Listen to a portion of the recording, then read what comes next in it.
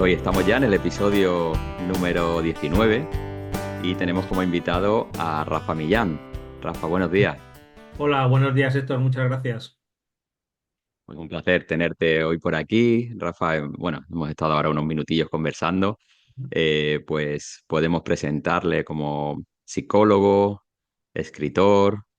Bueno, tiene muchas facetas que iremos desvelando, nos irá contando para quien no lo conozca, aunque bueno, él se encarga con su esposa, con Mardía, de preparar contenidos, ahora están preparando, lanzan una formación. Bueno, iremos hablando de todo esto a lo largo de la charla y como ya sabe nuestra audiencia, el enfoque que intentamos aquí en Biografías en Singular es ir conociendo a la persona, ¿no? Que se vaya viendo cómo ha llegado pues a esa maestría, a ese conocimiento, sabiduría que nos puede transmitir, bueno, que es fruto de muchos años también de trabajo, de búsqueda, de investigación. Y bueno, pues hoy tenemos todo un lujo aquí con Rafa Bueno, para poder disfrutar de lo que nos cuente, ¿no? De sus vivencias, de sus experiencias y poder apreciar quién es el Rafa de hoy en día y cómo se ha ido construyendo. espero que esto se Pues lo digas a todos, porque si no, no voy a estar ni de lejos a la altura de la expectativa, ¿eh? En esta encerrona en que me metes. Vamos a ver cómo salimos de aquí. Porque nada, presentarse es siempre una encerrona, porque como tú decías antes, hay que elegir. Uno nunca puede presentarse como es entero, sino que hay que elegir una parte sobre, bueno, pues psicólogo o escritor. Pero pensándolo bien, a lo mejor lo que más soy es padre, ¿no? Porque tengo 5 niños, o como te decía antes, bromeando, ¿no? Pues yo que sé, peatón o viandante, porque me paso el día yendo a recoger a un niño de un sitio a otro y al final digo, lo que más hago es caminar. Así que no sé, yo creo que soy padre y viandante, ¿no? De repente. Perdona, que te he interrumpido, sí. sí, sí, no, no. Estupendo, sí, sí, sí. Bueno, viandante, ¿no? También de la vida, ¿no? Estamos todos en este camino que nos Eso. vamos cruzando, ¿no? Nos vamos encontrando. Y bueno, hablando de encuentros, te lo decía antes, yo os conocí en un vídeo de vuestro canal que teníais una charla, una entrevista con Mario Sabán, que también lo tuvimos aquí, donde presentaba las dimensiones del árbol de la vida. Bueno, con esta maestría que tiene Mario de sintetizar contenido y bueno, era una maravilla, la charla muy animada que teníais con él, todo se transmitía ese entusiasmo, ¿no? Y ahí os conocí hace unos 4 años así y bueno, la verdad bueno, ya hablaré también con Mardí a ver porque me gustaría que participarais también los dos, ¿no? Conoceros un poquito más así como en primera persona. Y bueno, para saber cómo llega Rafa a ir encontrando sus intereses en la vida, cómo se van definiendo, porque bueno, son muy variados. También hay una parte que me parece muy interesante, que el sufismo, ¿no? Que no es muy conocido así a nivel general en nuestra cultura, que bueno, también espero que podamos hablar un poquito de ello. Pero bueno, vamos a irnos remontando, vamos a irnos al principio de esta vida, cuando tienes ahora 48 años, me has dicho, Ujú. Rafa. Sí, sí, Naces en... 48 años ya, parece mentira, ¿eh? Sí, sí, este mes cumplo también y esto ya empieza a dar vértigo. Dice, bueno, ¿qué ha pasado aquí? Si hace nada tenía Pasado. 25. Sí, Y sí, un poco también la ficción del tiempo, ¿no? Que yo cuando miro para atrás me parece que ha pasado el mismo tiempo que cuando tenía, yo qué sé, 6 años o 7 años o 8 años, y cuando miro para adelante sí que se nota, ¿no? Que parece que ya se va acercando así el borde del precipicio y que cada vez queda menos, pero bueno, esa es la gracia de la vida, ¿no? Que cada vez el tiempo al ser más breve es más significativo y tenemos que acertar a dar una respuesta, a responsabilizarlos más profundamente de ese tiempo cada vez más breves que nos queda, para, ¿no? Claro, no es como cuando eres un niño que parece que el tiempo es ilimitado. El otro día me lo decía uno de mis hijos cuando empezamos las vacaciones de este año. ¿Cuántos días hay de vacaciones? Y yo decía, madre mía, pues tienes 2 meses. ¿Y eso cuánto es? 60 días. Sí, decía, wow, 60 días, no se va a acabar nunca. Y yo decía, bueno, 60 días, ¿no? Que parece que para ya nosotros con 48 o 50 años pasan como si nada, ¿no? Ujú. Sí, sí, qué interesante también, ¿no? Como esa percepción del tiempo va variando a lo largo. Pero bueno, también a medida que vamos cumpliendo años, también lo que tú comentabas, empieza uno a notar esa responsabilidad, ¿no? También ese compromiso de decir, uy, aquí el reloj de arena se ha dado la vuelta ya, ¿no? Aquí hay Eso. que ir viendo qué hago, ¿no? Con el tiempo que tengo, ¿no? Sí, la crisis de la mediana edad es algo así, cuando nos damos cuenta que va en serio y que solo hay un tiro, ¿no? Que solo hay una oportunidad y que la vida es única.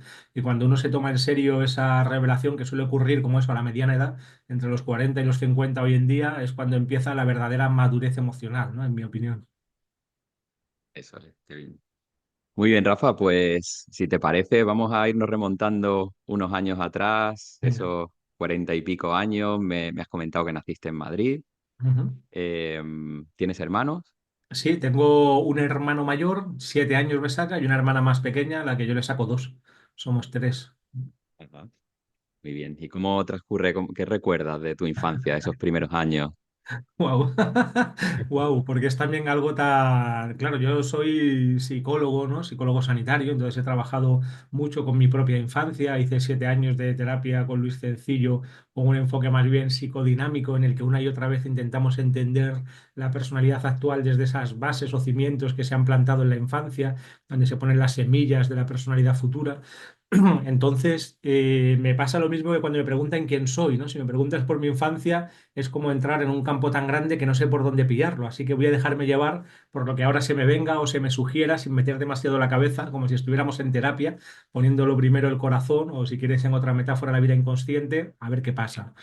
Entonces yo diría que cuando me hablas de mis hermanos, ¿no? Pues lo primero que me viene es como una sensación, claro, de haberme yo cocinado en esa relación con los hermanos y cómo de alguna manera luego toda mi vida he estado buscando un hermano mayor y una hermana pequeña o algo así. Sentirme yo en ese lugar un poco incómodo, todo se ha dicho, del hermano del medio, que ni acaba de ser el primero y el mayor, ni es el último, que además era una niña, pues la niña bonita, podríamos decir, sino que tiene que estar como luchando por su identidad y de alguna manera suele ser, o en mi caso ha sido así, el más problemático de todos. Entonces yo recuerdo que mi infancia estaba plagada desde el principio por una profunda necesidad de saber que iba mucho más allá de lo que yo veía en mi familia por algún motivo. Yo lo que más recuerdo es estar ya como una especie de anhelo filosófico o algo así, de estar a solas en algún lugar, normalmente en mi habitación, preguntándome qué soy yo, qué es la vida, qué pasa cuando nos morimos, qué hago yo aquí. Pero esto desde muy, muy, muy, muy niño, ¿eh? Lo Wow. recuerdo nítidamente, a ir a preguntárselo eso o a mi hermano mayor o a mis padres y recibir, pues bueno, una respuesta a la que se le daría a un niño, ¿no? Con toda la mejor intención. Bueno, pues eso ya irás viendo, no te preocupes, bueno, falta mucho para que nos muramos, no pasa nada. Y estas respuestas para mí se me hacían cada vez más intragables y más difíciles y entonces se iban convirtiendo en monstruos, ¿no? Porque aquello, y cada vez estoy más seguro de esto, aquello que está desformalizado, lo que no cabe dentro del sistema del discurso, sobre todo del discurso de los padres, es algo que no se puede mirar a la cara porque se convierte en terrorífico porque no tiene forma, ¿no? Es como el monstruo debajo de la cama o el monstruo detrás del armario que no tiene una forma definida y eso es lo que más asusta. Y de esa manera empecé a tener una etapa un poco más mayor llena de fobias y de miedos, que recuerdo perfectamente, miedos a la noche, miedos a la oscuridad, pesadillas, también algunas fobias específicas muy concretas, por ejemplo a los insectos, que esto para mí tenía relación con una serie de vivencias en que luego a lo mejor entramos que tuve desagradables con insectos, tanto de manera literal como de manera simbólica, porque muchas veces la fobia es en ese cruce donde se genera, ¿no? Cuando hay como un hilo de problemáticas literales con un estímulo el que sea, por ejemplo los insectos, y a la vez tienen como una carga simbólica y entonces es como que se sobredeterminan, cuaja en una fobia, ¿no? Podríamos decir, en un miedo específico. Y entonces a partir de ahí, mi pulsión vital y filosófica fue la de ir encontrando una manera de calmar ese miedo a través del conocimiento, ¿no? Ese ha sido, yo creo, lo que... Y a veces, bueno, y también a veces lo he anestesiado. Esto ya entraremos más tarde, ¿no? A partir de la adolescencia, de ciertos momentos, pues he tenido etapas que yo creo que hoy en día son, por desgracia, muy habituales, en que he buscado maneras de anestesiar el dolor, no más que de confrontarlo de cara, mirar a los ojos al monstruo, que es lo que hay que hacer. No sé si soy demasiado abstracto, así que yo me callo para que me callo de vez en cuando para que tú me hables, porque si no le doy al carrete y no acabo nunca. Ajá. No, no, estupendo, estupendo. Así, bueno, vamos, te vamos conociendo también y bueno, muy interesante lo que acabas de decir, ¿no? De cómo ya este niño, cómo vienes ya con unas preguntas potentes, filosóficas, existenciales, ¿no? Y esa dificultad, esa incomodidad en un entorno, ¿no? Que puede ver ahí eso como un desafío, decir, bueno, ¿y cómo le contesto yo a estas preguntas a este pequeño, ¿no? Y que ya bueno, cómo se va desarrollando, como has dicho, ¿no? Esa incomodidad que luego aparecen con fobias, con ciertas, pero bueno, como ese rasgo ya distintivo tuyo, ya desde muy pequeño, con esa Sí, sí, profundidad de sí. preguntas y... Desde siempre, y aparece en mis sueños, en mis miedos de infancia, y luego, bueno, mi padre es médico, mi abuelo era escritor, mi madre es una mujer que ha leído continuamente toda su vida, y también con una formación, digamos, fuerte en lo humano, y sin embargo, no me valía, ¿no? Porque me daban respuestas, ¿no? Y había diálogo con ellos, sin embargo, no me valía, no sé, me quedaba todo a medias. Uno de los miedos que las recuerdo que yo tenía, tengo varios miedos de infancia que he analizado muchas veces, porque claro, al ser estructuras del inconsciente casi puro de un niño, ¿no? Pues son muy interesantes y están llenas de significados. Y uno de ellos era que toda en la realidad la gente, realmente uno de mis miedos más infantiles, pero de muy, muy niño, ¿no? Casi preverbal. Esto era, yo creo, como cualquier niño, me imagino, a los esqueletos y a las calaveras, ¿no? Entonces yo imaginaba que todo el mundo era una calavera o era un esqueleto, y entonces se vestían como con piel humana cuando interactuaban conmigo, un poco como en un teatrillo o para engañarme, ¿no? Un miedo un poco paranoico, podríamos decir. Y luego también en mi desarrollo he visto que es justo así, ¿no? Todos somos un esqueleto y una calavera. Era un miedo muy real y muy justificado, ¿no? Lacan dice, pone como ejemplo Freud en un artículo que se llama Lo siniestro, pone como ejemplo de lo siniestro precisamente la propia calavera, porque es algo que está siempre presente en la experiencia, pero que nunca aparece, ¿no? Está siempre tapado y que si apareciera sería terrible, ¿no? Pues eso es, ¿no? Como ya desde el principio me interesaba lo que había debajo, ¿no? Lo que había más allá, debajo de esa capa aparente, que era eso, el esqueleto o la calavera y el miedo, ¿no? Una cosa que me ha interesado siempre y de hecho yo soy, que esto es muy raro, ¿no? Porque se supone que soy un tipo que intenta ser espiritual, bueno, esto que cada vez me parece una cosa de la que ya me río un poco, pero bueno, que sí que estoy interesado en el crecimiento personal, en la psicología, en la filosofía, y sin embargo me gustan las historias y las pelis de terror, que yo creo que ahí hay como un recuerdo de infancia, ¿no? O algo así. Ah, bueno, qué bueno también, ¿no? Todo ese abanico también que tiene un ser humano, ¿no? Que no podemos, lo que tú decías al principio, es muy difícil a ver qué selecciono para presentarme, ¿no? Para que se me... Pero bueno, en toda esta amplitud que estás comentando también vemos esa riqueza también de intereses y también de automirarse, ¿no? De autoanalizarse. Bueno, supongo, claro, de niño no, pero bueno, luego con el tiempo lo has podido trabajar y revisar, ¿no? Y poder ir poniendo, dando algunas respuestas, ¿no? A toda esa inquietud interior y que, bueno, también tiene seguro su razón de ser, ¿no? De que esté ahí, porque todo eso luego ha ido llevando a que tú también puedas hacerlo con los demás, ¿no? Que puedas hacer un trabajo de acompañamiento y de sanación, ¿no? También a raíz de toda esa búsqueda tan inicial que tienes, ¿no? Tan primigenia y tan genuina, ¿no? Entonces, bueno, esto podría verse en esos primeros años de tu vida. eh, y cómo vas avanzando en lo siguiente, ya pues llegando a la adolescencia, cómo vas viviendo tus inquietudes, encuentras algo que te llame mucho la atención o... Pues yo he tenido una adolescencia bastante turbulenta, ¿no? Y bastante mala, precisamente porque no acabé tal vez en la infancia de encontrar esas respuestas que necesitaba y también probablemente debido como a motivos sociales que hoy en día casi todos compartimos, ¿no? Que es muy fácil caer en ciertas, no sé cómo decir, ¿no? En ciertos submundos de experiencia humana que hoy en día están muy presentes, ¿no? Entonces tuve una etapa en que bebí bastante, por ejemplo, durante algún tiempo y era una manera y que salía mucho sin ningún sentido además, pero siempre de fondo estaba a la vez, bueno, siempre a la vez me mantenía formándome y leyendo, ¿no? Lo que a mí me ha salvado la vida, yo creo, ha sido que a lo mejor en una mano tenía un cubata de whisky con Coca-Cola, pero en la otra tenía un libro, ¿no? Y de alguna manera una cosa se compensaba con la otra.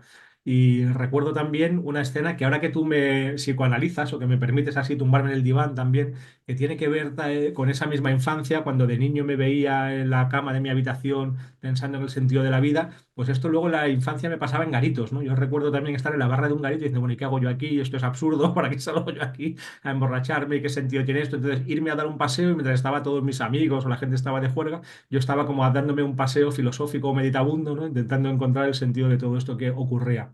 Gracias a Dios, luego entré en filosofía y ahí es cuando ya de verdad pude empezar a encontrar algunos amigos con los que empecé a sentir que había una comunicación más profunda, que eran capaces de comprender mi intimidad y empecé a encontrar autores. que para mí esto es como tener un amigo en la distancia, no ya en la distancia espacial, como sería un amigo epistolar, sino en la distancia temporal. Entonces, de repente, yo podía leer, sobre todo en esa época, Ken Wilber, bueno, Ken Wilber está vivo, pero también algunos autores clásicos, como algunos neoplatónicos. Plotino me interesó mucho cuando entré en la facultad, bueno, y el propio Platón. Entonces empecé a darme cuenta que ni era tan raro, ni estaba tan loco, ni estaba tan mal, sino que había una manera de ir profundizando en estas inquietudes que desde siempre había tenido. Y para mí el despertar fuerte, digamos, bueno, el despertar a una búsqueda de conocimiento de una manera ya más sistemática, fue a partir de una obra de Wilber. Ah, bueno, claro, porque yo después de la primera, yo hice la primera comunión, ¿no? Como tantos niños españoles, vestido de marinerito, imagíname, ¿no? Con, igual, gordito, gafotas, como ahora, sin barba y vestido de marinerito, ¿no? Un show, un show. Entonces, y ahí empecé a sospechar, a darme cuenta, ¿no? Me entró otra vez este maestro de la sospecha que ya se ve desde las paranoias de la infancia, que había algo ahí que no era del todo verdad, ¿no? Que en esa parafernalia de llegar todos los niños vestidos de blanco muy buenos que nos dieran la hostia sagrada y luego los regalos, la fiesta, había algo ahí que no era como del todo verdadero, del todo auténtico. Y entonces empecé a cuestionarme esa fe católica que también por defecto se me había dado, pero tampoco sin mucho interés, porque mi padre es más bien ateo, mi madre, bueno, es más bien católica, pero no muy practicante, pero yo sí que fui a un colegio religioso, el Colegio Nuestra Señora de las Delicias, del que tengo memorias ambivalentes, aunque creo que es un buen colegio, era yo el niño ambivalente. Y entonces a partir de ahí empecé a sospechar que algo no estaba bien y poco a poco fui tendiendo al ateísmo, ¿no? Por una parte desde el organicismo médico de mi padre y desde mi abuelo, que era como un comunista de vieja escuela, así luego ya transformado en socialista, que yo recuerdo acompañarle a la sede del PSOE para hacer el pago mensual cuando yo era un niño muy pequeño. Él me llevaba como al abuelito y me llevaba a la sede del PSOE, donde él iba a pagar el pago mensual así en billetes, en un sobre, ¿no? Como en la época, ¿no? Pues hace de esto un montón de años. Y entonces fui poco a poco convirtiéndome al ateísmo hasta que al final me convertí en un ateo desevangelizador practicante. O sea, que yo tenía como la misión de convencer, que es un absurdo, hoy en día lo pienso, y encuentro muchos ateos así, con esta misma misión de convencer a los demás de que no había nada en qué creer, de un escepticismo radical, que un escepticismo era otra forma de creencia, ahora me di cuenta, ¿no? Porque meterme en un marco conceptual cualquiera, una cosmovisión atea, es otra forma de creer en algo y además en algo yo creo de muy bajo nivel hoy en día. Pero bueno, entonces tuve esta etapa hasta que en primero de filosofía un amigo, Faris, que todavía conozco, me prestó Ciencia y Religión de Ken Wilber y entonces ahí empecé a darme cuenta que había una manera seria de tomar la religión y la espiritualidad que yo no había contemplado hasta ese momento. Me lo leí en un fin de semana y me quedé fascinado. De hecho, dormí mal esa noche, ¿no? Planteándome los argumentos del libro y llegué a la conclusión de que si un 10% de lo que cuenta este autor es verdad, yo he estado radicalmente equivocado en mi cosmovisión y entonces tengo que ir profundizando en lo que va diciendo este autor para comprobarlo, ¿no? Si decir si es verdad o mentira, y no puedo seguir viviendo hasta que no lo compruebe, porque de esto cambia todo. Si existe una vida espiritual o si existe una posibilidad de un desarrollo interior de esta manera, como lo propone el autor, no tiene nada que ver la vida, como si no hay nada más allá de la burda y la mera materia. Entonces son como dos concepciones tan diferentes que yo no puedo instalarme en el mundo sin saber si es la una o es la otra. Y entonces ahí empecé primero con la bibliografía del propio libro Ciencia y Religión y con toda la obra de Gulliver y luego de otros autores transpersonales, a interesarme por la psicología transpersonal, que es lo que con los años me iría llevando a la psicología y a estudiar psicología. Ujú. Paro un Bueno, poco, para que tú me digas y si sí, no, sí, sí, si no, seguimos. estupendo, sí, sí. Bueno, ya nos vamos situando también, ¿no? Cómo empieza a madurar esa búsqueda y se va concretando también, ¿no? Como, bueno, con Ken Wilber, ¿no? Y autores clásicos que has comentado también, neoplatónicos, y cómo ya se empieza a definir y empiezas a encontrar, ¿no? Como material que te cuestiona, ¿no? Que dices, ostras, espérate, a ver si voy a estar equivocado, a ver si esto va a tener una parte sólida que me estoy perdiendo, ¿no? En mi, como visión, como decías, ¿no? Y entonces empiezas a estudiar filosofía Ujú, y aquí descubres la psicología transpersonal ujú. y ya te empieza, ya se abre otro caminito por ahí, ¿no? De Exacto. investigación, ¿no? Ah, y Luis Cencillo. También ahí en esa época conozco a Cencillo en persona porque empiezo a trabajar en una revista universitaria y a llevar una sección que se llamó Salud y Conciencia, donde yo hablaba de psicología y espiritualidad ya entonces, pues siendo un chaval, casi un niño. Y en esa misma revista escribía Mardía, mi mujer actual, llevando la misma sección y aún no nos conocimos. O sea, de manera paralela yo estaba escribiendo esa sección y había veces que yo no lo hacía y la hacía otra chica que era Marta Herrero, ¿no? Todavía no se había puesto como el sobrenombre de Mardía y sin embargo todavía no nos conocimos, ¿no? Eso es muy interesante.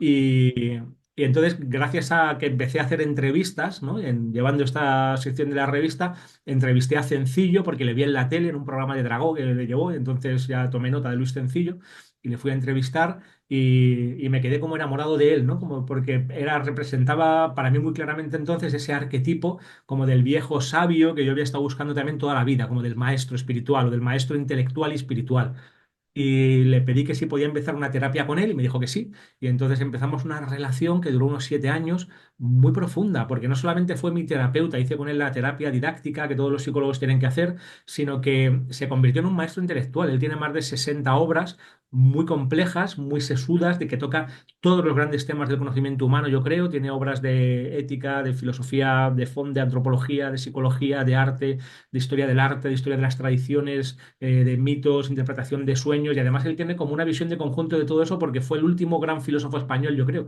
un hombre que se dedicó solo a estudiar toda la vida, era jesuita, pero bueno, no ejercía mucho de jesuita, digamos, era porque él quería llegar también él siempre. Yo cuando le pregunté, pero oye Luis, como una persona con esta vocación tan humanista como tú, digamos, se ha metido en un grupo tan hasta el final, él decía, bueno, en mi época, bueno, él era muy mayor cuando ya le conocí, tenía más de 80 años, ¿no? Yo creo, 70 y tantos, murió con 84, no me acuerdo ahora. Bueno, me dijo que él quería llegar al fondo de la iniciación espiritual de su época y que era como el único camino, no había como otra manera para hacerlo seriamente. Y entonces cuando estuvo con los jesuitas hablaban en latín, él hablaba 10 lenguas. Entonces, 5 vivas y 5 muertas, como decía él. Esto parece un parte de guerra, 5 vivos, 5 muertos, ¿no? Entre ellas hablaba a hebreo, latín, griego, acadio y arameo, ¿no? Están las muertas. Y luego, luego alemán, italiano, francés, español, y la otra no estoy muy seguro ahora, ¿eh? No sé si era el inglés, no estoy muy seguro porque quería leer también a los autores en su idioma. Dice, hombre, es que para leer un autor hay que meterse en su idioma. Y él a veces recomendaba esto a la gente cuando alguien estaba un poco triste o no sabía qué hacer o un poco perdido. Y le decía, pues métete en algún idioma, hombre, que eso siempre anima el espíritu. A estudiar alguna Qué bueno, lengua. Sí, sí. Y yo qué creo que él bueno. estuvo estudiando lenguas hasta el final de su vida, ¿eh? Siempre estaba metido porque lo demás lo chapurreaba. Hablaba 10, pero tú le hablabas en otras lenguas y sabía un poco de tibetano, de árabe. Era capaz de hacer la historia de cualquier palabra, o sea, cualquier palabra, sobre todo si tenía contenido filosófico, desde el indoeuropeo, cómo se estaba manejando en diferentes idiomas, cómo había ido evolucionando léxicamente, etimológicamente. Era una pasada y había estudiado todos los autores, había conocido personalmente a muchos porque estuvo en Innsbruck de lector, estuvo con Heidegger, estuvo con Jaspers, bueno, con todos los más grandes, ¿no? Fue una cosa increíble estar con Cencillo. Y leí Claro. toda su obra, esto es una medalla que me pongo siempre así como medalla narcisista, leí toda la obra de Luis, algunos de los libros 2 veces y algunos 3 veces, y son 800 páginas o 1000 páginas. Tiene algunos, de repente saca, yo qué sé, El hombre, noción científica, 1000 páginas así en letra biblia, ¿no? Alucinante, ¿no? Sin embargo, claro, yo como estaba en terapia con él y le tenía y le tengo, ¿no? Un enorme cariño, pues eso hacía muy fácil también irme metiendo en su pensamiento. Entonces fue el primer autor, después de Wilber y Groff, podríamos decir, yo creo en esa época, del que leí toda la obra completa y del que me hice como una visión de conjunto y el que empezó a mueblar un poco mi cabeza y a darme un esqueleto o una estructura para empezar a meter todo lo demás, ¿no? Que es algo que yo creo que hoy en día falta mucho y que es muy necesario. Una especie de visión de conjunto filosófica como un esqueleto vertebrador donde podamos ir colocando el resto de las piezas de una manera que tenga sentido, ¿no? Como una gran cosmovisión o algo parecido. Qué bueno. También la experiencia, ¿no? Me imagino, ¿qué edad tendrías ahí cuando contactas con Luis? Pues Aproximadamente. y pocos, ¿no? 23 o 24, yo Sí. creo. Vale. O O sea, que menos, podemos hacernos la idea. menos, ¿no? 19, 20, no sé. Ostras, es que soy malísimo para las fechas, ¿eh? Esa parte de mi cerebro no funciona bien. No me sé orientar espacialmente ni temporalmente. O sea, me pierdo en mi propio, en mi propia casa. Sí, sí. Vale, vale, ponemos alrededor de los 20, poco más, poco menos, más o menos. Y esa suerte también y bueno, el atender a tu intuición de contactar con este hombre, ¿no? Que te llama la atención, que ves en televisión y todo lo que se abre ahí, ¿no? A partir de conocerle, de trabajar con él y que te permite toda esta investigación y como has dicho antes, ¿no? Que me parece también como muy gráfico ese amueblar, ¿no? De colocar con una visión global que te puede transmitir este señor con todos los temas que has comentado, bueno, con inabarcable, no sé, me parece algo Sí, también, sí, bueno, inabarcable. Sí, un maestro vivo. Es que él estuvo en todas las universidades. Dio clases en casi todas las universidades europeas. Fue, bueno, el rector en Salamanca. Bueno, es que tuvo una vida académica increíble y él se dedicaba solo a leer y estudiar todo el día. No tenía intereses de otro tipo. Entonces estaba en la Fundación Cencillo, que estaba en el Viso, era una especie de casi de palacio que había heredado, que estaba todo lleno de aulas y de despachos, ¿no? Donde él daba las clases, daba clases todos los días también. Y entonces yo tuve la suerte también de dedicar, anda, mira, esto es increíble para mi propia vida. Cuando yo era pequeño, mi abuelo era escritor, como ya te había dicho, que de hecho tiene una calle en Jerez de la Frontera, la calle Donato Millán, que de esto nos enteramos, él era como tan humilde para eso, le importaban tan poco los reconocimientos, que nos enteramos porque ya tiempo después de fallecido mi abuelo, nos llegó una nota, una carta a la familia diciendo, vamos a quitar el cartel de la calle Donato Millán para limpiarlo y luego lo volveremos a poner. Llegó una carta como del ayuntamiento explicando que quitaban el cartel. Nosotros nos quedamos, ¿cómo la calle Donato Millán? ¿Qué es esto? Pues sí, efectivamente tenía una calle y él le había dado tan poca importancia que no lo había dicho, le daba igual tener una calle, ¿no? Y nos enteramos así. Y entonces mi abuelo en la última etapa de su vida se fue quedando ciego, tenía por un problema de falta de riego. Y entonces él me dictaba a mí y yo escribía, ¿no? A veces a mano y luego ya en ordenador con el WordPerfect o los primeros programas en MS2, así en ordenadores súper antiguos, ¿no? Entonces yo esta experiencia la recuerdo con mucho cariño y ahí también yo aprendí a escribir, porque vi cómo era el proceso de creativo para escribir de manera directa, ¿no? Entonces mi abuelo me dictaba y yo escribía, ¿no?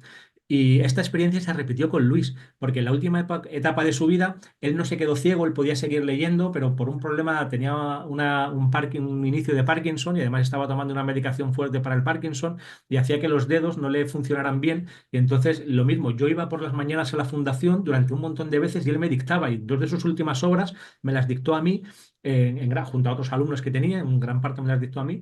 Y esto me recordaba totalmente la experiencia con mi abuelo, incluso físicamente son parecidos, ¿no? Pues eran dos señores muy mayores, muy delgados, que tenían como un cierto parecido, aunque ideológicamente eran opuestos, se podría decir. Y entonces como se volvía como a reciclar lo mismo, ¿no? Y yo recuerdo la vida con Luis porque yo llegaba a convivir con él, menos dormir todo, porque ya también en la última etapa de su vida él estaba malo. Y entonces siempre intentábamos estar algunos de sus alumnos con él para cuidarle un poco. Y incluso hasta el final de su vida, hasta que ya quedó inconsciente, ¿no? Que tuvo una especie de vaído y ya se quedó inconsciente unos cuantos días en el hospital antes de fallecer, que también le acompañamos en el hospital, él se seguía dedicando varias horas todos los días a estudiar y a escribir. Eso es lo que hacía. Todos los días, varias horas. Leía, estudiaba y luego nos dictaba, o a mí o a quien estuviera por allí, y luego por la tarde veía a dos o tres pacientes, daba alguna clase o alguna conferencia o lo que sea, y así todos los días, ¿no?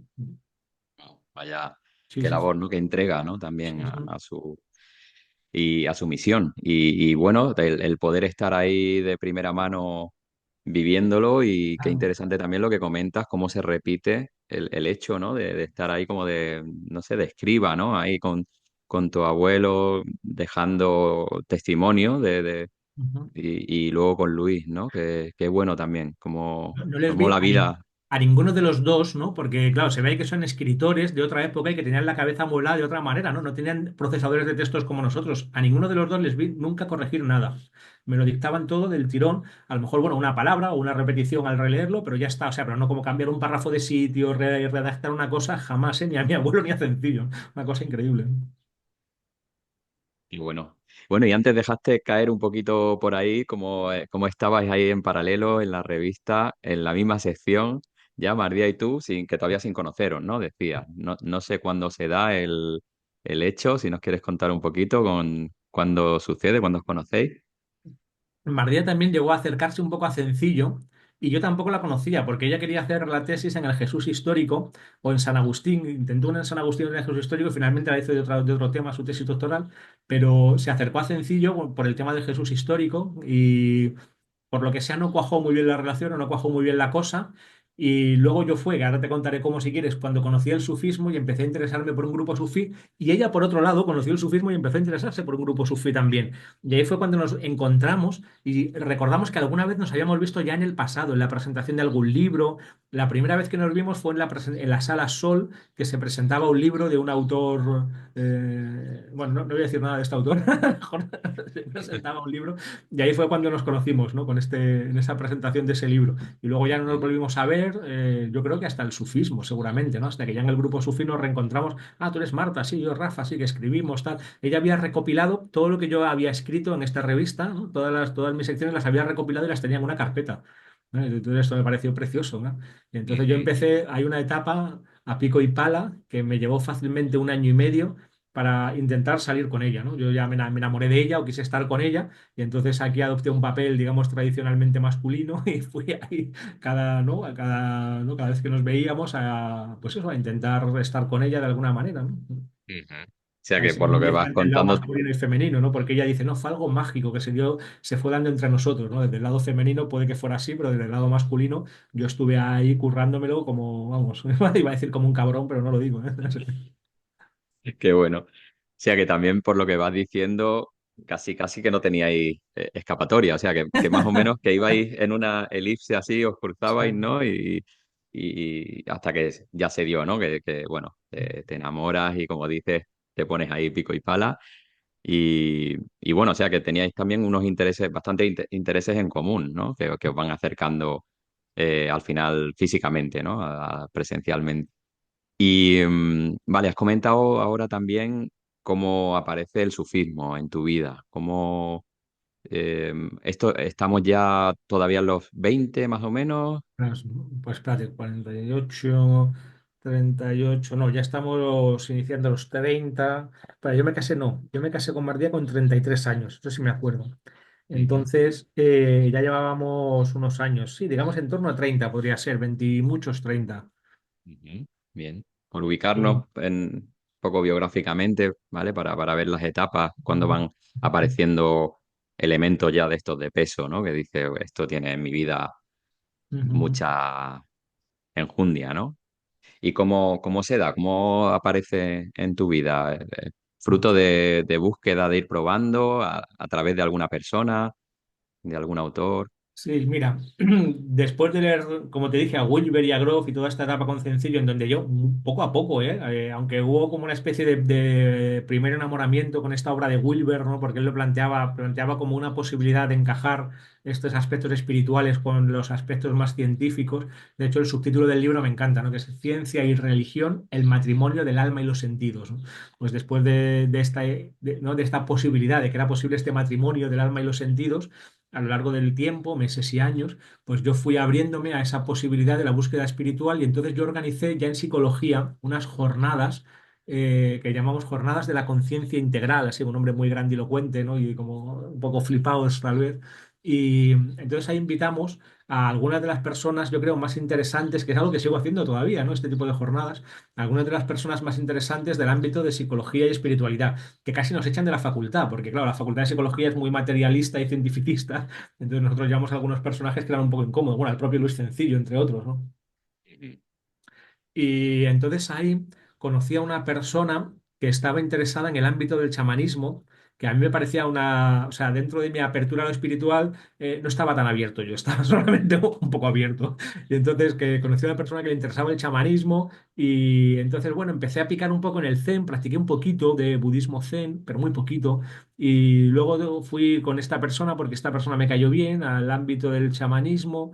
Y ahí estuve probando una temporada y estuve como, no mucho, 5 o 6 veces en un grupo chamánico con la medicina y, y eso me abrió un poco más la cabeza también y entonces conocí a otra persona que me dijo que había un grupo sufí que se reunían en Madrid a hacer una práctica que es el Dhikr, que es la práctica principal del sufismo, que era parecido a esta experiencia con la medicina, pero sin medicina, ¿no? Que tenía algo también chamánico y entonces, como yo nunca hubiera reconocido el sufismo si no hubiera sido por esta experiencia previa, porque sí que es verdad que era algo parecido, que había como una especie de contexto chamánico y de ampliación o de modificación de la conciencia, pero a través de la respiración, del ritmo, del baile, de la poesía, como de otras técnicas. Y entonces de esta manera fui conociendo al grupo. Todo lo que vi en este grupo en principio me espantó bastante. Un montón de cosas no me gustaron nada, ¿no? Y siguen sin gustarme realmente. Un montón de cosas no me gustaron nada de este grupo, pero a la vez la experiencia era tan dulce, tan nítida y tan clara, esa experiencia como de ebriedad sagrada, ¿no? De apertura espiritual, de conexión con algo más grande, que empecé a ir cada semana y me fui enamorando. Entonces luego conocí al maestro, que el maestro sí me gustó, Maulana Sheikh un maestro chipriota que ya falleció, y viajé a Chipre para conocerle varias veces, hice 10 o 12 viajes allí. Entonces, poco a poco, pues me fui introduciendo. Yo empecé a hacer también Dhikr en Madrid, a llevar un grupito de gente sufi en Madrid, ya, pero ya todo esto casado con Mardía. Y sí, hasta que como en la pandemia, más o menos, un poco antes, bueno, ya falleció Maulana Sheikh Nazim, entonces el grupo empezó a interesarme un poco menos, para hacer la historia corta, porque aquí hay una parte en la que prefiero no entrar todavía, y poco a poco fuimos llevando un sufismo, digamos, más por libre, ¿no? Se podría decir. Aprendimos mucho, fueron unos 15 años de práctica continuada en este grupo, que agradezco y está muy bien, pero luego por tal vez la actitud de dos o tres personas en España y que nosotros estábamos en una búsqueda muy abierta y muy interreligiosa, pues cada vez nos fue interesando menos, se podría decir, estar en un grupo concreto, ¿no? Ujú. Muy bien. Y esto lo compartís, ¿no? También el interés de tu mujer y tú ya desde entonces, ¿no? Es algo con lo que os fuisteis adentrando y descubriendo, ¿no?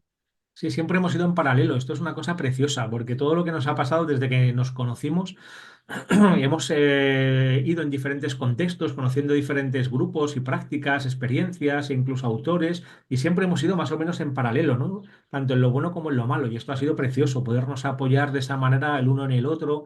Por ejemplo, cuando dejamos este grupo fue de una manera un poco difícil y un poco traumática para nosotros, y sin embargo vimos claramente los dos que era lo que nos tocaba, que había que dar como un paso más en la vida y que ya no nos valía quedarnos aquí.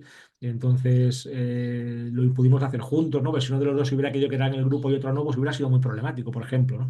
Pero así siempre nos hemos ido acompañando y hemos tenido, además, tenemos ahora, esto ha costado también años, ¿no? Una sensación casi de misión, de una misión compartida, lo que llamaríamos una pareja espiritual, en que en vez de estar tan metidos el uno en el otro, estamos mirando juntos un horizonte y tratando de caminar a ese horizonte.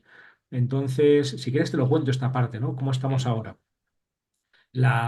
Esta como misión espiritual, ¿no? Lo primero, como te decía, tejer puentes entre tradiciones, entre religiones y entre psicología, ciencias y espiritualidad y filosofía, ¿no? Nos gusta mucho movernos en el puente. Si existe este puente es porque hay una unidad de conjunto, porque no podemos separar los saberes fragmentariamente, como ha sido en cierta manera, no ya el sueño de la modernidad, sino de la posmodernidad, en fragmentos sueltos que no tienen nada que ver el uno con el otro, sino que tiene que haber una interrelación entre todas las formas de lo humano y entonces todas apuntan como una unidad que nunca puede aparecer, pero que está siempre presente, en una presencia ausente, ¿no? Porque es como el idioma y el lenguaje, ¿no? Pues todos tenemos un idioma concreto, uno habla español, otro habla, entonces el lenguaje mismo puro no puede aparecer, no puede darse, pero a la vez todos los idiomas comparten ciertas estructuras sintácticas, gramaticales y parecen apuntar como a ese lenguaje puro que no puede manifestarse, ¿no? Entonces esto nos lleva como al estudio de las relaciones entre lo relativo, lo que se manifiesta en el mundo en diferentes formas o lo diverso, y lo absoluto o esa unidad. Y si esa unidad está ahí, y además es una unidad que nunca puede aparecer, entonces es una unidad cargada de significado y cargada de misterio, ¿no? Entonces este misterio vuelve de repente a nuestras vidas, nada está muy claro, todo es increíblemente misterioso, cuanto más estudiamos y conocemos, más misterioso se vuelve todo. La historia de la ciencia es así, muchas veces tenemos la idea de que la ciencia ha ido desplazando al misterio, entonces según hemos tenido conocimiento cierto y científico, cada vez hay menos misterio. Yo lo veo justo al revés, la ciencia es una increíble herramienta de generar nuevos y nuevos misterios. Cada vez que se responde una pregunta científica, aparecen 20 preguntas nuevas que antes no habíamos ni sospechado, áreas enteras de realidad, ¿no? La realidad biológica, de repente están las células, la molécula, el átomo, miramos al universo y vemos galaxias que no se acaban nunca, que no sabemos si es finito o infinito. No solamente hay menos misterio, sino que se va haciendo mayor y mayor y mayor y nunca se agota. Entonces no hay para nosotros contradicción entre esta creencia en un misterio que nunca se acaba, que somos como analfabetos ante un enorme poema que no podemos descifrar o solo muy parcialmente, un detalle por aquí, otro por allá, y y a la vez una creencia en la búsqueda de sabiduría y de conocimiento, incluso conocimiento científico. Entonces intentamos eso, casarnos, como ves, sigo en lo mismo, Wilber, ¿no? El matrimonio del alma y los sentidos. Y si existe ese misterio y si existe esa unidad y ese sentido, para mí el sentido es filosóficamente la forma en que una parte encaja en un todo, como una nota en una melodía. Esa nota fuera de la melodía no significa nada, pero dentro de su melodía es belleza. Pues entonces, si existe como un todo cargado de sentido que da sentido a todo lo demás y que además es tremendamente misterioso, entonces podemos hacer lo que sería nuestra misión final y última, yo creo, por ahora, o hasta donde podemos ver, que es reencantar el mundo. Ese mundo que quedó un poco chato, un poco hecho cenizas después de unas cosmovisiones burdamente materialistas o cientificistas que tuvieron su sentido en la historia y que no hay que rechazar por completo, porque también gracias a estas visiones pues tenemos un método muy riguroso y muy concreto para estudiar ciertas áreas y ámbitos de lo real, pero lo que no podemos hacer es generar una cosmovisión completa desde un único método lineal para estudiar nada más que un área concreta de la realidad, por ejemplo, el mundo físico de la mecánica clásica newtoniana, y a partir de ahí generar toda una cosmovisión, como pasó en el siglo XIX y a principios del XX. Esto es ridículo para mí, ¿no? Entonces podemos reencantar el mundo, reintroducir ese misterio unitario que hace que todo esté cargado de sentido y que a la vez todo sea misterioso. Y entonces esta es nuestra misión actualmente, tanto de Mardía como mía, como en femenino y en masculino, digamos, reencantar el mundo. Y todo en mi vida va llevando a esto, ¿no? Si lo veo así ahora a vista de pájaro, como tú propones, es como que todo en mi vida va llevando a este momento, es alucinante, ¿no? Que bueno, bueno, esta síntesis que has hecho ahora también tan bella y tan poética, ¿no? De esa unión que cuando lo encuentras parece, ¿no? Que te hace ahí como ese eureka interior de la ciencia y la espiritualidad, ¿no? Ese unir con tanta, bueno, todos esos matices bueno, matices, por decir, no son Sí. matices en realidad, ¿no? Filosofía, bueno, hay tanto saber y tanta búsqueda ahí del ser humano, ¿no? Como que es nuestra motivación también al existir, ¿no? El querer saber, el querer conocer qué hago aquí, mi entorno, mis semejantes, ¿no? Y bueno, que se ve desde que vas comentando en tu propia biografía cómo la misión se va uniendo de los dos, ¿no? Cómo estáis orbitando ahí Sí. continuamente en intereses, en encuentros, ¿no? En eventos. Y ahora que podáis tener esa visión unificada, mirando los dos hacia el horizonte, como comentas, ¿no? Esa imagen tan bella también.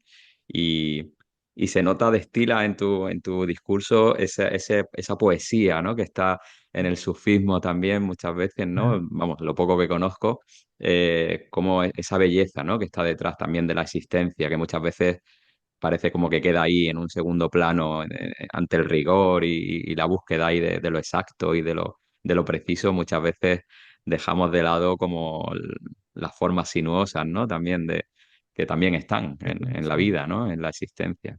Y la propia conciencia, la belleza que se da en la experiencia interior y en la experiencia consciente, que para estudiar, obviamente, ¿no? Si yo tengo que estudiar cómo funciona un mecanismo con un plano inclinado, un resorte y un péndulo, pues ahí mi conciencia no pinta mucho. Entonces busco relaciones matemáticas entre los diferentes objetos muy claramente delimitados y entonces ahí hago una física, digamos, clásica o newtoniana o algo así. Pero decir, a partir de que ahí soy capaz de tener un método muy bueno para estudiar muy bien ese sistema, que soy capaz de hasta mandar con esas mismas ecuaciones satélites a la Luna, pues de ahí a decir que toda la realidad funciona así, como un sistema de resortes y planos inclinados, pues hay un mundo, ¿no? Hay un salto filosófico y lógico, una pirueta con triple tirabuzón, un salto mortal, ¿no? Que no se puede dar sin matarnos epistemológicamente hablando y dejando de lado toda la rica panoplia de experiencia humana, empezando por la experiencia de la ética, de la belleza, de la intimidad, ¿no? Y la belleza es esencial. Para mí es una de las guías claras sobre cuándo vamos por el buen camino, es cuando estamos en un camino bueno o un camino bello. Ahí sí que soy un poco griego, un poco platónico, un poco clásico. Creo que el bien, la verdad, la bondad y la belleza son la misma cosa, digamos, son esa misma unidad o aspectos o atributos de esa misma unidad, y entonces nos dan pistas, pequeñas intuiciones para saber cuándo vamos por el buen camino. Y, para mí es razonable que sea así porque mi pedo, como esto lo dice Mariano Alameda, ¿no? Que es un ya buen amigo, dice, mi pedo filosófico, lo utiliza esta expresión que a mí me ha hecho gracia, o mi globo, digamos, es lo de la dialéctica del todo y de las partes que te he contado antes, que hay un término filosófico que es mereología, del griego meros parte, cómo se relacionan las partes con la totalidad. Entonces, la otra forma de hablar de lo mismo sería la relación de los medios y los fines. Los medios serían la parte y los fines en sí mismos la totalidad. Entonces, el peor pecado filosófico que hay es tomar la parte por el todo o el medio por los fines, que yo he llamado esto la sinécdoque, que sería la figura literaria que consiste en tomar la parte por el todo. Entonces, si yo tomo una parte por el todo, por ejemplo, una célula se cree que puede ocupar el lugar de la totalidad y empieza a crecer descontroladamente y es un cáncer, o un tirano político se cree que su voluntad vale más que la de los demás y se convierte en una tiranía en vez de una democracia. No es como, y psicológicamente de muchas maneras pasa igual. Cuando un aspecto parcial empieza a agrandarse y quiere ocupar el lugar de la totalidad, que nunca puede aparecer del todo, que nunca puede señalarse ni asirse del todo, o una nota quiere ocupar el lugar de la melodía, digamos así, entonces empiezan todos los males. Y otra forma de verlo, pero que es lo mismo, es un subcaso, es el de los medios y los fines. Cuando un medio quiere ser el fin en sí mismo, empiezan todos los males. Entonces, si yo tengo, por ejemplo, yo que sé, una religión o una cosmovisión como un medio para ser mejor persona y acercarme a Dios, todas son una bendición. Si se convierte en el fin en sí mismo, está ocupando el lugar de Dios o está ocupando el lugar del centro de lo importante es pertenecer a mi grupo, que es que somos los buenos, los salvados, la única verdad, lo verdadero. Entonces se convierte en el fin en sí mismo, rezar de esta manera, ir a este lugar, ¿no? Ese es el fin en sí mismo, entonces se convierte en un veneno porque está usurpando el lugar de la totalidad. Y esto pasa lo mismo, se ve muy claro hoy en día en terapia y en el mundo social, como los fines últimos, que es por definición aquello que hace que la vida merezca la pena, al fin al que vamos, son todos gratis, no se puede comerciar con ellos, confundimos los medios con los fines. O sea, el fin sería comunicar amorosamente contigo, el fin último que merece que la vida, la amistad, el amor, eso, la verdad, la belleza, la bondad, la justicia, ¿no? Los grandes valores son los fines últimos, en cierta forma, que están unificados, porque yo no puedo tener verdad si no tengo justicia, no puedo tener justicia si no tengo bondad, todo está relacionado, o amistad si no hay amor. Pero como eso no se puede comerciar con ello, comerciamos con los medios. Y lo que importa es el teléfono móvil que tengo, o el ordenador, o el coche, que son instrumentos o medios para otra cosa. Pero no importa qué teléfono móvil tengo, importa qué hago con él, cómo lo utilizo como instrumento para unos fines, ¿no? No es lo mismo utilizar el móvil para ver pornografía que para mandar una carta de amor a mi amada, o para estudiar filosofía, o el coche para ir a la ópera, que para ir a tomarme unas copas con unos amigos, ¿no? Cambia completamente porque son instrumentos. Y cuando un instrumento o cuando un fin se quiere convertir en medio, se cae en esta sinécdoque, es la peor y más terrible de todas las problemáticas porque se convierte en lo contrario. No se puede prostituir un fin en sí mismo. Si yo quiero comprar o vender el fin, lo estoy prostituyendo, ¿no? El amor, por ejemplo, está claro. Si lo quiero comprar o vender, se convierte en lo contrario del amor. O la verdad, si quiero comprar o vender la verdad, o la justicia, o la belleza, se convierte en lo contrario de verdad, de justicia, de amor, de belleza o de amistad. La gracia de los Ujú. fines de la vida es que todos son gratis y todos son esa misma unidad, todos están interrelacionados en esa Ujú. unidad misteriosa y cargada de significado que tiene que reencantar el mundo, ¿no? Qué bueno. Como me Esto venía sería así, ahora la... resumida muy brevemente, porque quiero escribir de esto, estoy intentando escribir de esto a ver si soy capaz, pero esto sería resumido muy brevemente como mi cosmovisión actual o mi misión filosófica actual, ¿no? Algo así, ¿no? Ujú. Bueno, Rafa, te agradezco todo lo que estás compartiendo porque, bueno, me parece de una profundidad y bueno, fruto ya de muchos años de trabajo y de búsqueda interior, ¿no? Y como ese ejemplo que ponías antes del lenguaje, ¿no? Y de la lengua y los idiomas, ¿no? De cómo está por encima, pues ese metalenguaje, ¿no? Que uniría a todos, pero no es el lenguaje concreto en sí, el idioma que hablamos, ¿no? Pero bueno, me parece un ejemplo muy comprensible de estas ideas que está. Y como, bueno, esto que estás comentando último también me parece muy interesante para reflexionarlo, ¿no? Porque está a la orden del día, ¿no? Como se intenta esos valores absolutos se, se prostituyen, como tú has dicho, ¿no? Como se quiere imponer una verdad, como se quiere, Eso, y son elementos, aspectos que tienen que irse integrando poco a poco en la medida de lo posible del individuo, ¿no? Fruto de eso, de vivirlo, de reflexionar sobre la experiencia y de intentar mejorar uno, ¿no? Al final son como elementos que tenemos ahí a nuestra disposición, se podría decir, para nuestra mejora, ¿no? Siempre que lo hagamos de una forma honesta, ¿no? eso. Sí, la Y, verdad con subvención, líbranos Dios de ella, ¿no? La verdad no hay que subvencionarla, se tiene que imponer por sí misma, ¿no? Eso. Ujú. Si hay que subvencionarla, ya casi sospechamos que por ahí no va la verdad, ¿no? Sí. O la justicia, o lo que sea, ¿no? Cualquiera de los grandes Ujú. valores. Ujú. Qué bueno, qué interesante, Rafa. Y si seguimos avanzando, nos habíamos quedado más o menos por ahí alrededor de los 30 y pocos años Ah, que vale. nos dijiste a los 33 os casasteis. Ujú. Comienza también, me imagino, el proyecto ya pues de familia, de, Sí, de vida en pareja y bueno, de establecer ese hogar que ya sabemos, nos comentaste antes, ya sois 7, ¿no? Ya sí. 5 hijos Somos siete, y ya cinco vosotros hijos. Bueno, dos. somos ocho, porque tenemos también un gato que se llama Tereso, en honor a Santa Teresa, así que sí, en realidad somos ocho. Sí, sí. Ajá. Muy bien. ¿Y eh, cómo comenzáis la aventura también de ser padres? ¿Cómo lo vivís dentro de, porque, bueno, hemos estado más en aspectos, Bueno, pues eso, ¿no? Más filosóficos, religiosos, y luego esa parte que también seguro que hay personas, alguien que le interesa, bueno, y todo eso, ¿cómo se compagina con una Mm. realidad diaria, ¿no? Que nos toca a todos, ¿no? Y decir, bueno, ¿y cómo lo han llevado a cabo? Bueno, pues como hemos podido, ¿eh? Malamente y a trompicones, como casi todos los padres hoy en día, ¿no? Porque hay tantos frentes abiertos a la vez que, pues que llegas como puedes, ¿no? Y además nosotros queremos hacer, como hoy en día casi todos los padres, ¿no? Una crianza, pues lo más conscientes posibles, dedicando tiempo de calidad a los hijos. Y entonces eso hace que a veces pues llegues muy estresado o duermas un poco menos. Bueno, al principio no duermes nada.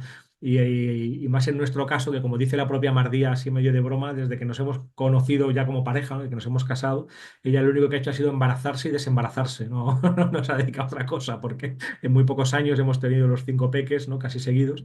Y también es que está todo muy bien montado, porque es que de repente resulta que tener un hijo es muy fácil, es una cosa que son 5 minutos de trabajo y además es un trabajo agradable, ¿no? Hay... Entonces, no es algo que hayamos buscado, pero tampoco es algo que hemos evitado, ¿no? Entonces, de una manera natural, pues han ido viniendo el primero, bueno, viene el primero y entonces te planteas, ¿no? Wow, ¿cómo cambia por completo tu identidad? Tal vez sea el cambio más fuerte que hay, pasar a ser padre, que es algo ya para toda la vida, pase lo que pase, tú siempre vas a tener esa identidad y lo cambia todo, ¿no? El centro, una vez más, ahí la dialéctica del todo y de las partes, es como que el centro del universo se mueve y ahora ya en vez de estar tú y tu ego y tu narcisismo y tu película, está ahí otro ser que de repente depende de ti plenamente y del que estás, por lo menos yo, totalmente enamorado. Y entonces tienes que ver qué haces con eso y cómo eso reconfigura completamente tu alma, tu vida y tu corazón. Y nos gustó tanto, fue tan bonito esa primera experiencia de paternidad que dijimos, bueno, pues si viene otro no pasa nada, ¿no? Tampoco porque estábamos muy encantados. También gracias a Dios teníamos mucha ayuda en esa época de mis padres y de sus padres, entonces esto lo facilitaba, por supuesto.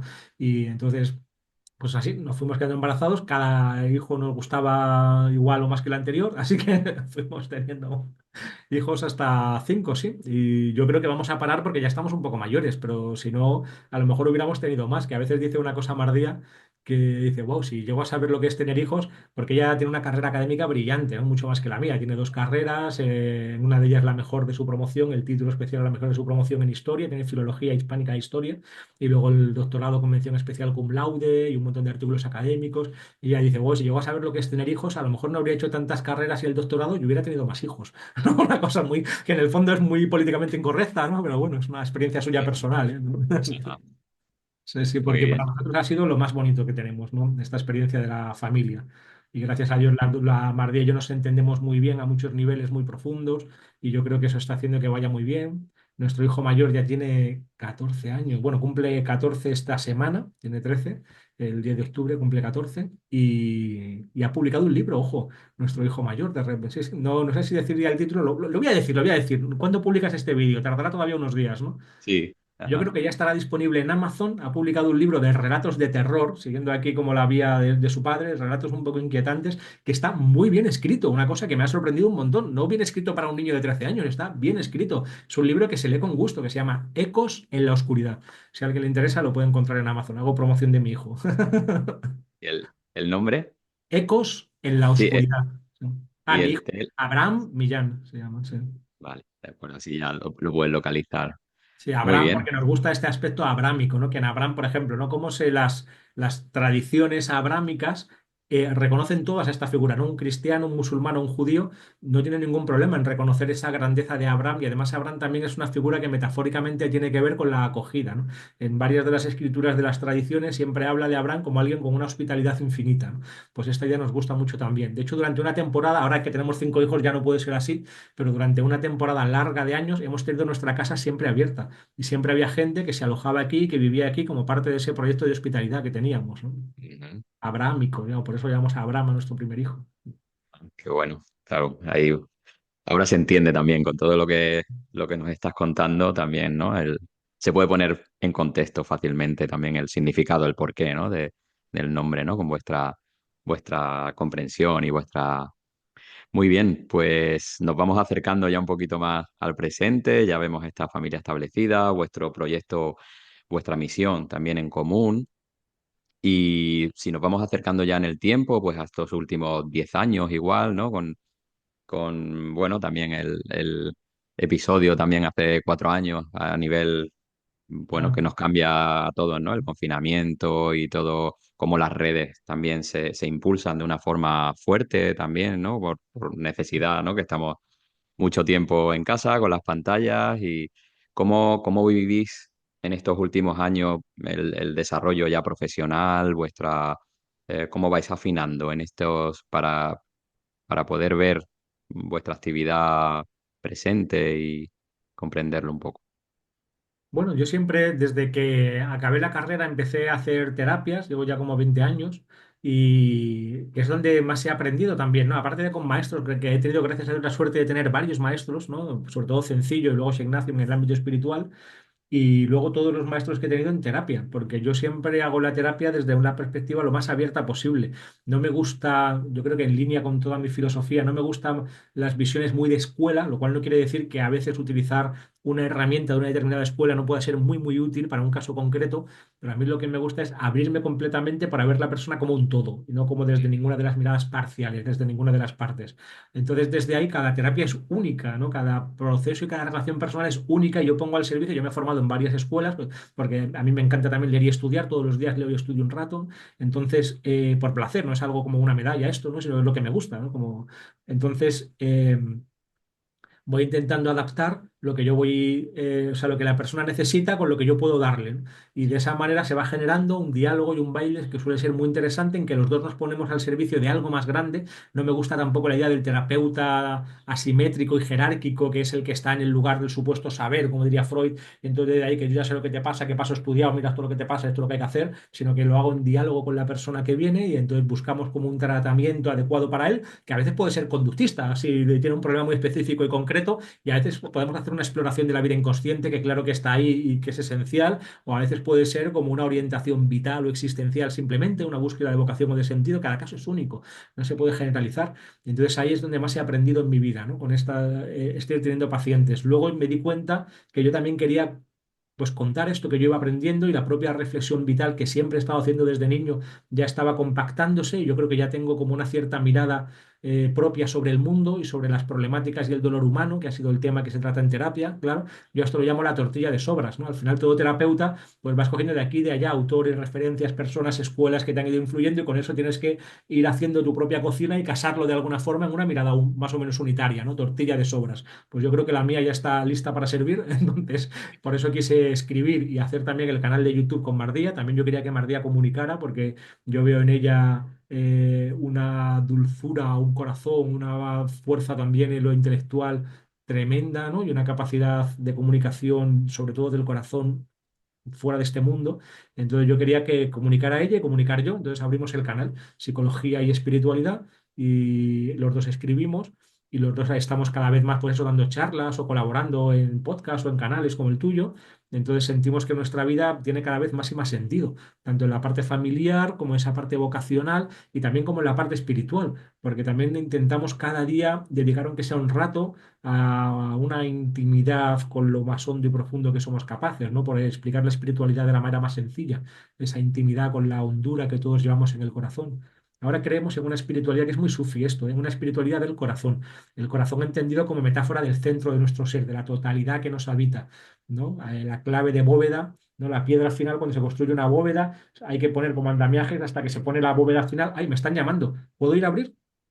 Vale, yo creo que es un paquete de Amazon, no te importa. Ahora vuelvo. Se ha quedado en la clave de bóveda la cosa. Ahora, Bueno, pues bueno, ya hablábamos estamos aquí de nuevo. de la clave de bóveda. Voy a acabar de contarte esto y luego os voy a enseñar, no lo he abierto todavía, creo que es esto, ¿eh? Un paquete que estaba esperando que va a ser interesante para la audiencia, yo creo. Y, y además siempre es En mi... directo. Y ahora dentro del paquete de Amazon. Esto no estaba preparado, ¿eh? No estaba preparado. Acabo de hablar de lo de la clave de bóveda. La clave de bóveda es la piedra cuando se está construyendo, o clave del arco. Un arco o una bóveda, se van colocando las piedras y la última central que se pone es aquella en la que se apoyan todas las demás. Y las estructuras secundarias, andamiajes que se han puesto ya se pueden quitar porque ya se sostiene por sí misma, ¿no? Pues esa clave de bóveda metafórica es como todo en mi discurso, esa totalidad en la que los aspectos relativos se apoyan, esa unidad que da sentido a todo lo demás ese todo central, mandálico, que está presente y ausente en cada una de las partes, y a la vez metafóricamente también es el corazón humano, porque somos como un microcosmos que refleja el macrocosmos. Todas las grandes dimensiones de lo real están presentes en nosotros. Somos materia biológica, somos átomos, somos moléculas, somos un ser social, somos emocional, afectivo, espiritual, muchos ámbitos y niveles presentes en nosotros, y el corazón sería como la síntesis, la clave de bóveda de todas esas dimensiones en cada uno de nosotros. Entonces, la espiritualidad, de la manera más simple posible, sería atender, que es algo obvio, digamos, ¿no? Atender esa intimidad del corazón. En todas las grandes tradiciones se dice que el corazón también es el lugar donde habita la divinidad o el absoluto o el yo mismo profundo, que para mí son diferentes lenguajes y metáforas para referirse a aquello de lo que no se puede hablar. Y entonces, en esta misma línea, estamos haciendo una formación nueva que tiene que ver sobre esto, ¿no? Sobre filosofía como clave de bóveda desde una perspectiva, digamos, filosófica y cosmovisional, y a la vez cómo eso se refleja en el corazón de cada uno, la clave de bóveda interior del corazón de cada uno. Y con eso tiene que ver este paquete. ¿Lo abrimos? Venga. Sí. Recordamos, bueno, vuestra página es Psicología y Espiritualidad. Para quien Eso es. quiera, ahí encuentra también información sobre esta formación que estás comentando, que empezáis ahora. Eso es, creo que sí, al tocarlo estoy casi seguro que es lo que voy a sacar, si no lo voy a quedar muy mal. A ver si va a ser ahora un conjunto de ropa interior de tigre, ¿no? Sí, sí. Porque vamos a cambiar el formato. Estoy pensando, todavía estoy en ello, en cambiar el formato del canal de YouTube para hacerlo más tipo podcast, en que podamos dialogar más de ello mirándonos a los ojos y Vale. juntos a comprar el material Como entre una ellos. mezcladora, ¿no? Sí. De Una canales, capturadora ¿no? de audio con 4 canales, sí, para ver si Ajá, podemos poner 2 micros, uno enfrente. Y entonces ajá. estamos haciendo este proyecto para profesionalizarnos un poco, ¿no? Tanto para el curso como para el canal, ¿no? Muy Así que bien. bueno, luego, luego Sí. lo abriré a ver. Estamos viendo aquí en directo cómo se va, cómo se construye, ¿no? Un proyecto. De hecho, bueno, Amazon siempre te lo devuelve si viene mal, pero parece que viene abierto. Bueno, luego lo miro. No viene. Parece que viene usado, Estupendo. lo compré nuevo, pero bueno, luego lo miro. Muy bien. Pues muchas gracias La también, vida en Rafa, directo, por... ¿no? Querrías saber sobre mi Sí, vida, pues aquí, la vida en directo. Solo faltan los aquí. 4 o 5 niños gritando por aquí, correteando y gritando. Muy bien. Y bueno, pues nos comentaban, ¿no? Como esta clave de bóveda, como símbolo de vuestro proyecto, ¿no? Esencial, ¿no? Como sintetiza en el corazón lo que nos estabas contando con tu, bueno, tu capacidad de comunicar, que también es asombrosa, ¿no? Todo lo que sintetizas ahí, bueno, hay muchísimo contenido. Esto es para No, escucharlo no, un no poquito. no es nada asombroso porque es algo que llevo toda la vida pensando. De hecho, lo hago bastante mal. Digo, hay gente que pasa 2 años comunicando y lo hace mucho mejor que yo. Yo es algo que llevo haciendo toda la vida y todavía me sale mal. Así que no. Es como alguien que no toca el piano nada, y entonces escucha a otro que toca 4 cositas, le paraliza 4 cosas. Joder, qué bien tocas el piano ya, pero alguien que toque el piano de verdad te da 1000 vueltas, ¿no? Sí, sí. Bueno, ahí tu modestia. Bueno. Gracias. Pues bueno, estamos también ya llevamos un buen rato y la verdad es que a mí me está encantando el conocerte un poquito más así a nivel personal, con tu trayectoria vital, ¿no? Todo lo que hay detrás. Es muchas veces lo lo que necesitamos también para conocer a una persona, ¿no? Porque muchas veces pues mostramos la parte profesional, se ve, ¿no? Al artista en un escenario, a un escritor dando su charla o en el libro, pero aquí ahora podemos tener tu vivencia, bueno, como estamos viendo en directo, ¿no? En tu día a día, ahora que llega un paquete, sea totalmente natural y sin ningún tipo, o sea, en directo total. Y, también comentabas que has escrito varios libros, ¿no? Ujú. También. Sí. Eh, Sí, bueno, si quieres. te lo digo muy rápidamente. El primero fue Diario de un cocainómano sobre un amigo mío, Gustavo Biosca, el cómico suicida, que profundo, persona con profundas ambivalencias, un genio del humor y a la vez con graves problemas de personalidad, sobre todo de adicciones. Y entonces escribimos juntos este libro. Yo escribí el libro sobre él, aunque como él es el famoso, está escrito como en coautoría y fue mi primera obra y gracias a él me di cuenta que podía escribir, ¿no? Entonces ya saqué el siguiente, que yo creo que es las enfermedades mentales no existen, son los padres. Este es el título del libro, que está escrito en clave de humor, pero a la vez con y un poquito también provocativo, ¿no? Porque me parece que hoy en día es una cortesía con el lector tener un lenguaje que te movilice un poco, ¿no? Porque estamos compitiendo con tantas cosas que para que alguien se siente y esté una hora leyendo no es nada fácil, ¿no? Tiene que engancharte un poco ese lenguaje o esa obra. Entonces yo he intentado que fuera como un monólogo de humor, humor un poquito ácido, yo lo he llamado filosofía ácida, pero que a la vez sea lo más hondo y profundo que yo fui capaz de pensar sobre ese tema, sobre qué es el malestar psicológico, qué es el sufrimiento emocional y qué son las enfermedades mentales. Eso me han salido 400 páginas que tiene dos partes, una primera parte crítica y otra segunda parte en donde yo muestro mi experiencia. Son dos libros según en realidad. Luego, cómo ser sufí, siguiente libro, cómo ser sufí y morir en el intento, en el que hablo de mi experiencia con Maulana y con el sufismo, y ahora acabo de terminar una novela pura que está todavía por publicarse, que estamos buscando editorial, que parece que ya la tenemos, aunque todavía es muy pronto para decir nada, que es a lo que he dedicado el último año y medio o así a la novela, y estoy empezando el próximo, ojalá, que va a tener que ver con lo que estamos dando en el curso, ¿no? Voy a intentar hacer lo que te decía antes, mi tortilla de sobras, ir encajando todo lo que yo he ido aprendiendo en una cosmovisión o en una filosofía más o menos coherente o en una psicología coherente para mí. Y Pues, ¿qué edad tenía estoy muy Rafa interesado en saber también sobre ti. ¿Por qué a Héctor le interesa tanto la vida de los demás? Esto es algo que quiero, que estoy muy interesado. ¿Te puedo hacer yo a ti la pregunta? ¿Le podemos dar Sí, la claro, vuelta claro. Dime Sí. dime quién eres tú en muy pocas líneas, qué sería como lo más relevante de ti, así en cuatro o cinco frases, y por qué te interesa entrevistar a los demás. Sobre todo de esta manera, sobre la vida de los demás. Ujú. Pues mira, he ido descubriendo con el tiempo, yo, a ver, ¿cómo resumo? Me he dedicado durante muchos años a la música, ha sido lo que en paralelo digamos, me ha salvado también, comparto contigo lo que comentabas antes, ¿no? De épocas, pues de salir porque sí, bueno, de búsqueda que todavía no tienes muy claro por dónde buscar. Y pues hace algo más de 10 años, en mi búsqueda personal, encuentro la antroposofía y a raíz de ahí también encuentro el trabajo biográfico, que viene Sí, sí, de sí. una corriente humanística y se, bueno, se realiza eh, acompañando a la persona en su propia biografía, en etapas de 7 años.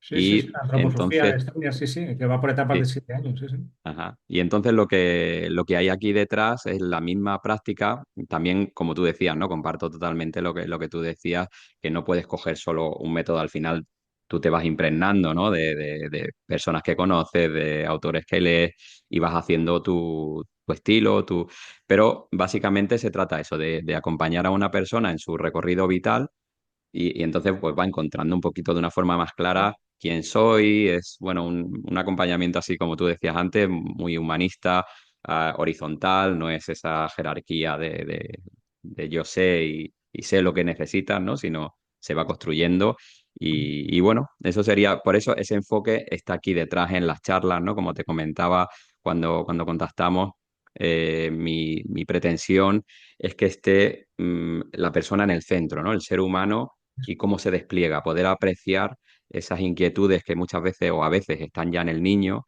y cómo eso se va dando en el tiempo, ¿no? Esa búsqueda que al principio no sabe uno ni por dónde empezar, pero luego se van dando encuentros, se van dando ya como esa piedra roseta que a veces uno encuentra y dice, aquí, por aquí vamos, ¿no? Entonces, está ese enfoque, quería hacerlo en forma de charlas, de entrevistas, por eso ese interés en la biografía para que la persona nos narre desde su centro quién es, ¿no?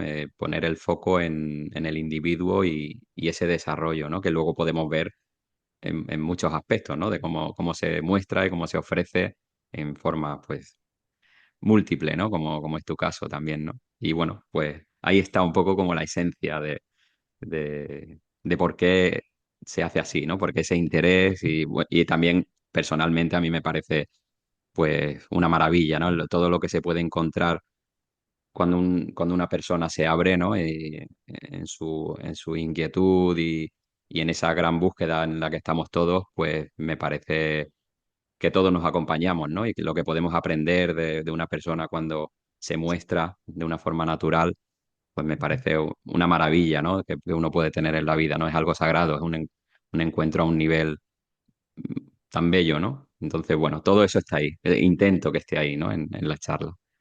Sí, sí, totalmente de acuerdo. Yo a veces hago, sobre todo cuando no hay como una herida muy grave o un sufrimiento, digamos, muy concreto, que es lo primero que hay que hacer, quitar la flecha, ¿no? Para luego ya profundizar en otros ámbitos, pero a veces sí que hago un trabajo parecido que, de varias maneras, ¿no? En ocasiones de como un psicodrama que llamo la línea de la vida, porque en mi despacho tengo dos puertas, una de entrada y una de salida, ¿no? Entonces, metafóricamente es la entrada a la vida y la salida de la vida, lo que ocurre en el despacho es la vida. Entonces vamos caminando por las diferentes zonas del despacho, ¿no? Aquí tengo la silla, el sofá, no sé qué, la mesa y va representando etapas de tu vida y qué pasa en cada etapa. Y luego en otra sesión podemos volver a ver qué pasó aquí. También se puede hacer como una meditación en que se hace como una especie de regresión a la infancia, y luego cómo has ido viviendo emocionalmente, sobre todo cada etapa de la vida, no solo a nivel intelectual, sino cómo te has sentido en cada etapa y qué pasaba. Y ahí a veces hay descubrimientos extraordinarios y si se puede hilar esa línea de la vida esa hilazón emocional de cómo me sentía de niño y cómo me siento de adulto, que normalmente estamos disociados. Parece que el niño y el adulto no tienen nada que ver uno con otro, ¿no? Y hay que ponerlo porque el niño divino, el arquetipo del niño, representa también la autenticidad y el corazón, ¿no? Es ese, por eso el diker o la vuelta al corazón es algo universal, volver a ser lo que fuimos, ¿no? Y lo que siempre hemos sido, sin perder las buenas características del adulto, ¿no? Capacidad de responsabilidad, compromiso, disciplina, etcétera, sentido. Y a veces luego también por escrito, que esto es muy fácil de hacer que Sí, sí. sería escribir, por ejemplo, cada 7 años, 7 14 escribir, 21. Ujú. 21 escribir qué es lo que ha pasado desde que nazco hasta los 7 años, ¿no? Más o menos todo, claro, te puedes flipar lo que quieras, ¿no? Pero más o menos todo lo que me acuerde relevante que ha pasado de los 0 a los 7, de los 7 a los 14, de los 21, 28, etcétera, ¿no? Hasta la edad actual. Luego se puede seguir hasta el futuro, cómo me veo dentro de 7 años, ¿no? Sí, Entonces, cómo me proyecto, que ahí se pueden jugar a varias líneas de vida, ¿no? Si sigo con mis neurosis y problemáticas, ¿cómo me veo? Pues todo un desastre. Si consiguiera como hacer lo que de verdad quiero, superarme, dejar una pareja alienante o conseguir dejar una adicción, lo que sea, ¿cómo sería mi vida? Pues por aquí, lo que sea y luego resumirlo en un párrafo cada etapa, y luego resumirlo en una línea, y luego resumirlo todo en dos o tres líneas, ¿no? Poder ver mi vida entera de un vistazo, ¿no? Irla sintetizando cada vez más hasta verla sinópticamente en una sinopsis muy breve, ¿no? Esto es muy interesante, este ejercicio, ¿no? sí, Que es muy en sí. esta Qué línea bueno. de Steiner y la antroposofía, ¿no? Ajá. Qué bueno, qué interesante, Rafa. Como también eso, con tus aportes, ¿no? También para quien nos esté, nos escucha o nos vea. Es que tienes ahí recursos por todos lados, la verdad. Bueno, Eh, luego no importa, porque luego a la hora de la verdad importa la relación personal concreta que se establece con la persona y lo demás es casi un juego de magia, ¿eh? Digamos, sí, decir, sí. bueno, vamos a hacer una técnica, venga, por ejemplo, esto, escríbeme tu vida, que está bien, ¿no? Yo también las hago, las técnicas que recomiendo las he probado en mí mismo siempre primero, claro, pero la mayor parte de las veces creo que la técnica es muy secundario, es como eso, como un ilusionismo, como un despiste casi para que se dé lo importante que es una relación honda y personal entre la otra persona y yo y los dos con algo más grande, ¿no? Porque los dos nos tenemos que poner al servicio de un proceso que nos desborda. Yo no soy el que guía el proceso, sino que soy uno más que está implicado en ese proceso que se está dando y que es misterioso y que si está bien, bien llevado y tenemos una intención honesta por ambas partes, tanto el que viene como yo, siempre acaba en algún sitio, ¿no? Y es Sí, alucinante ir sí. comprobando eso, ¿no? Sí, sí, sí, sí. Vamos, comparto totalmente lo que dicen, ¿no? Como es el medio para encontrarnos, pero luego se da algo más grande, ¿no? Si te entregas a la experiencia y a lo que la otra persona te ofrece, al final, bueno, se da algo inesperado y muchas Eso. veces algo bello y aparece algo nuevo también, muchas veces, ¿no? Algo que la persona no esperaba, algo que puede ir tirando de un hilo también para, bueno, es algo maravilloso, la verdad, cuando se da. Pues bueno, Rafa, no sé si nos queda algo por ahí. Hemos hablado también de proyectos actuales.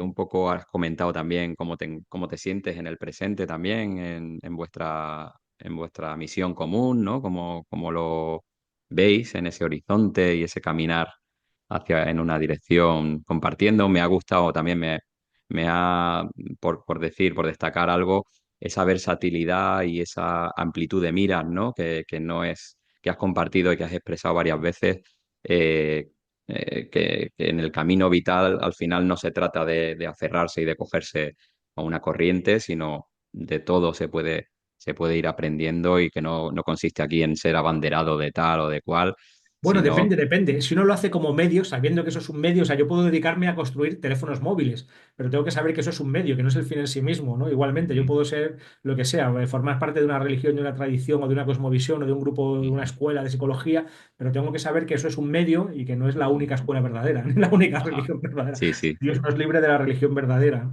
Y de ujú, hecho, esto decimos a veces medio bromeando, o yo digo a veces medio bromeando, que tengo una enfermedad que es la hipermetropía espiritual, que es que cuando estoy con una persona de corazón, como contigo ahora, estamos aquí de corazón, me da igual cuál sea tu religión, tu tradición, tu cosmovisión, siento que estamos hablando de lo mismo y que estamos en lo mismo, aunque tú seas, yo qué sé, una religión teóricamente opuesta a la mía, etcétera, ¿no? Y al revés, cuando estoy con alguien que en teoría compartimos escuela, religión, tradición, que vive en mi barrio de toda la vida, tal, si no estamos de corazón, no encuentro nada, ¿no? Entonces a mí se me van desdibujando, es hipermetropía espiritual porque se me desdibujan las diferencias y entonces se me desenfoca la diferencia y yo solamente encuentro unidad, ¿no? Detrás de todos nosotros y lo vivimos como medios, ¿no? Entonces alguien puede estar muy en una tradición y está muy bien porque tiene que haber diversidad, ¿no? No solo un tipo de mm, flor, una enorme diversidad de flores, ¿no? Y está muy bien que haya uno que sea muy católico, otro muy musulmán y otro muy budista y otro muy ateo. Está muy bien. Y esa diversidad es una enorme riqueza de lo humano.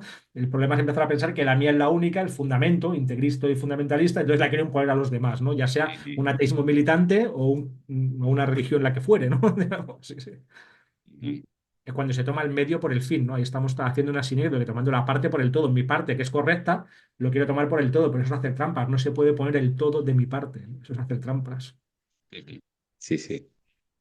Muy bien, Rafa, pues si te parece, yo creo, vamos, ya como síntesis y como broche también con esto último que estás diciendo, ¿no? Ese destacar, no confundir el medio con el fin Eso.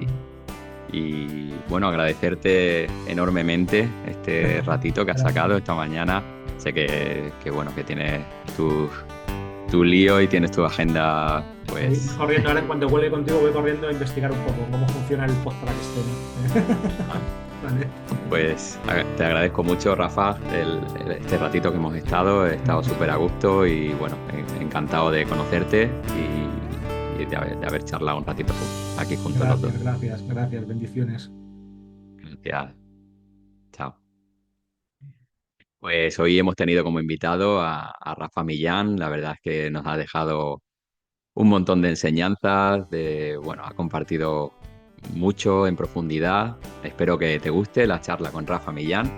Y bueno, si te gusta el canal, el enfoque, que hoy, gracias a una pregunta que nos ha hecho él directamente, he podido comentar un poco, hablar el enfoque que intentamos tener aquí en Biografías en Singular.